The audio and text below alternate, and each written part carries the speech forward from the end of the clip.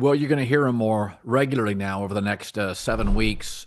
Jason Timpf, host of Hoops Tonight, as we get very close to the playoffs. The young teams, OKC and Houston, still playing their ass off, and the old teams are resting and reducing minutes.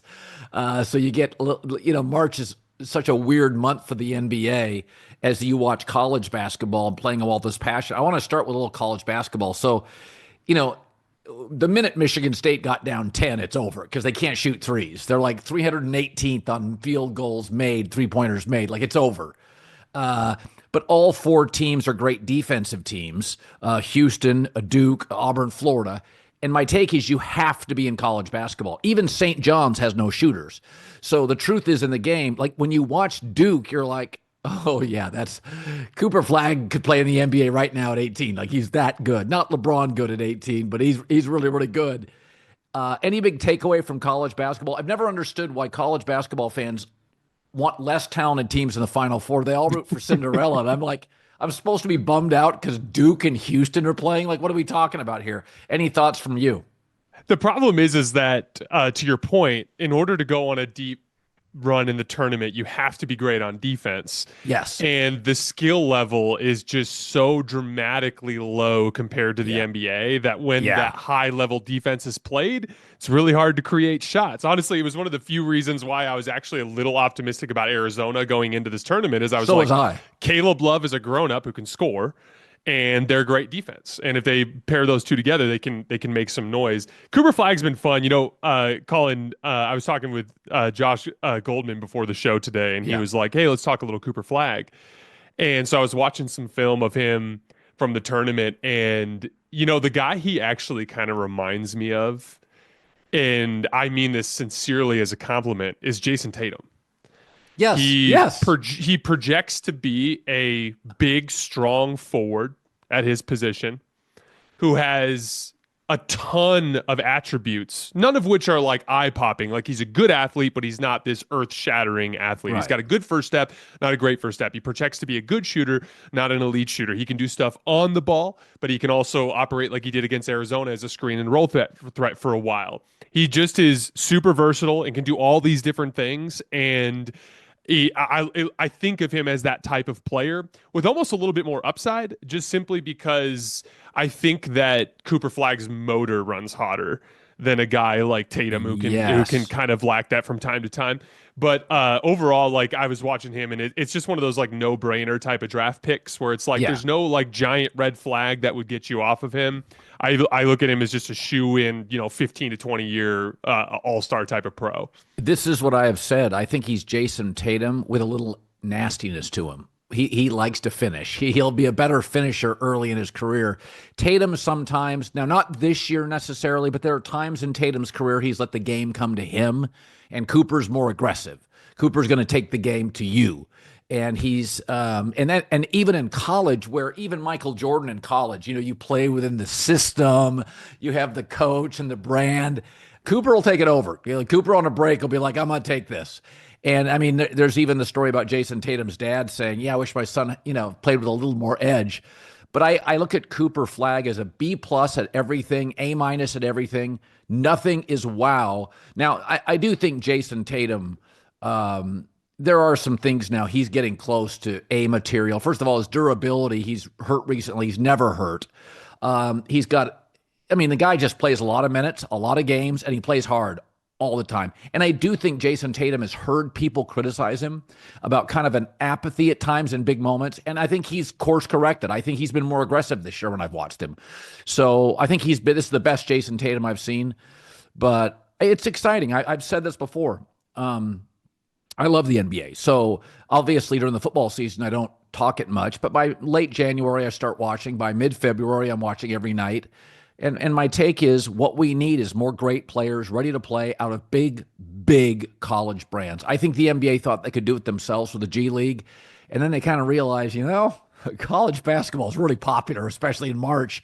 And I've said this before, you go make $300,000 in the G League or get $3 million in marketing playing for North Carolina, Arizona, or Duke. Take the marketing. And by the way, those guys have chefs, all of them. Gonzaga, chefs, swag, 20 pair of shoes. Like it's a pretty good life. in college. It may not be as good as the G League, but I would argue Duke's campus and what you get from the coaching down, the chefs, is just as good as the G League for 1 year.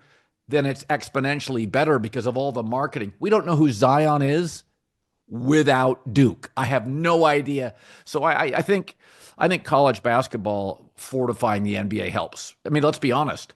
The reason, I mean, NFL has these college legends. Baker Mayfield is a brand the minute he lands. Like, it was pretty rare that Zion was a brand day one. I mean, NFL gives you about 3 of those a year, 4 of those a year. Quarterbacks are like, oh yeah, I know all about, Cam Ward and Shedeur Sanders. They're brands right now. They'll sell tomorrow. So I think I made a mistake. I overthought it. I took Arizona beating Duke. I think Duke's going to win it, though. Anybody you like? I would say Houston's looked really good. I've been disconnected from college hoops relative to most people because I just dive headlong into the NBA. Yeah. That said, yeah, I would say Duke or Houston. I like the point you made about Tatum and his durability. I saw that clip going around social media while I was traveling this weekend, and I'm so glad you emphasized that because that to me is becoming such an underrated element in this era as everyone's trying to grind through the regular season and all these teams are so good. I was listening to Pete and Darius from Laker Film Room while I was on my plane today, and they were talking about last week's games. And they were talking about how in the future, as the Lakers are planning for what they're going to be doing, they need to bank on, LeBron and Luka both missing 20 games.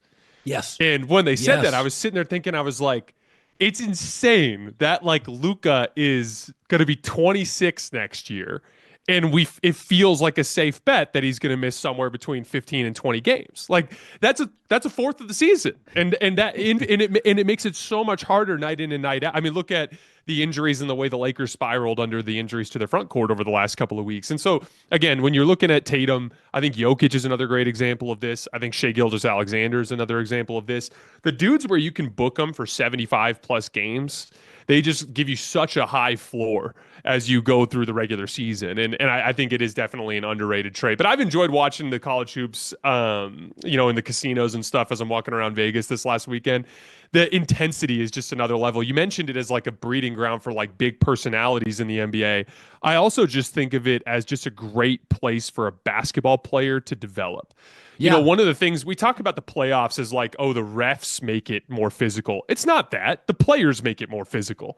Everything's on the line finally. For 82 games, they're just getting through it. And then you put the Larry O'Brien on the line and you have to win those games. They rotate. They're in help side defense. They're making all these efforts that are inconsistent in the regular season. You want to know why college basketball looks so ugly sometimes? They're incredibly well coached and they play every possession like it's the last possession they're ever going to play. So you see these loaded up help side defenses, the rotations, everything that looks like an open three, the dude's sprinting at him like it's his final closeout he's ever going to throw in his life. And I just think that's a great spot for a basketball player to learn how to process information and make reads and see the floor. How are they sped up or can they slow down and thrive in that environment? For the record, like Cooper's just thriving. Like that's a good Arizona defense that was throwing the kitchen sink at him and he was cooking them. And I think it's just a great part, a fundamental part of basketball player development. And that's why I would like to see that maintained over the years. Sorry to interrupt this great video, but please remember to like and subscribe. Thank you. Now back to the video. Yeah, I mean, as a parent, my kid's going to college. I said, guys, you're both great students. You got some scholarship money. I don't care if you're B students in college. Like high school's weirdly more important than college. You have to get into college. I said, once you get to college, go to a party. Have friends, sleep in. I'm like, I feel like college for players for a year or two. It's like, God, you're gonna connect with people you would have never met anywhere else in the world. You're gonna have a couple international guys. You're gonna have a couple seniors. Somebody on the coaching staff's gonna yell at you. it's the G League, everybody's going in the same direction. There's guys on even like Kentucky's college team. They're not playing, they're going international. They're not playing in the pros. So I love the idea for a couple years. I just think college was so valuable for me, and I love to see high school players. Nothing against Jalen Green's journey, but I love the idea of going to college for Cooper Flagg, and it's just like, you're part of something. Like your Duke basketball, you're part of something. You go play for, the El Segundo G League team. That's an apartment complex. Everybody's trying to get out of it as fast as they can, right? Whereas college is a little bit more like a house. Like for a lot of players, they get to Duke and they don't want to leave. They're not playing in the NBA, man. This is a home and a neighborhood and a community. So I've always loved college basketball. It's a little bit of a turnstile now, so it's harder to follow than the NBA. You can't, except for a Duke or an Auburn, it's hard for me to name multiple players.